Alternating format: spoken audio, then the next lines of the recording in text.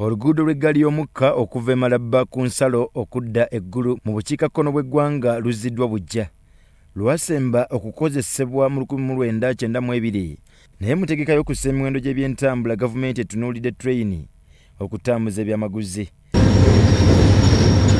Baggeya Waiswa omutesiteesi omukulu mu minisitule y'ebyentambula n'enguudo ategeezezza nti ekitundu okuva e Malaba okudda e Kkomi kiwedde batunuulidde kiva Soroti okudda eggulu. And in the same vein, I want to ask the workers to be vigilant and help us also to guard the materials. The security alone will not do it if the community is not supportive. We'd like to move on with railway transport, as our boss, the president, has pronounced it time and again, that the best way to make business cheap, the cost of business should go down, is to go rail.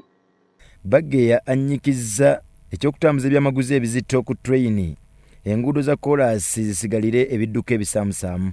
Eno ekozesebwe okutwala emigugu kago kiyambe enguudo zaffe obutoonooneka mangu nga ziyitako trailer. Leero eno bw'eva eggulu tujja kukola ekisoboka tugende e Pakwach tugikate ne ku Lake Albert. Tuvenga ava Congo, ava South Sudan, emigugu gye baagala okujja Kenya giyita ku railway. Naffe bwe tuba tulina ebyamaguzi bye tutambuza okuva mu mambuka okudda Maserengeta nabyo biyite ku railway kiwonye enguudo zaffe. Luzimbibwa kampuni ya China Roads and Bridge Corporation abawadde bannayuganda 400 emirimu okukola ku luguudo luno lwe bagenda okumaliriza omwaka guno.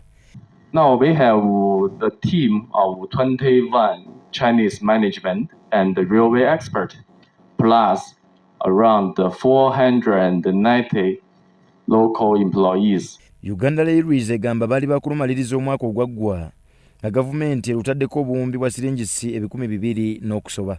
Tusuubira kumala omulimu guno mu myaka 2 naye tugenda kumala akatayima akayitawo ku myaka 2 ku lw'okuba waliwo enkuba nyingi eyalemesa abantu abaali bakole oluguudo kukola ku speedi gye twali tusuubira.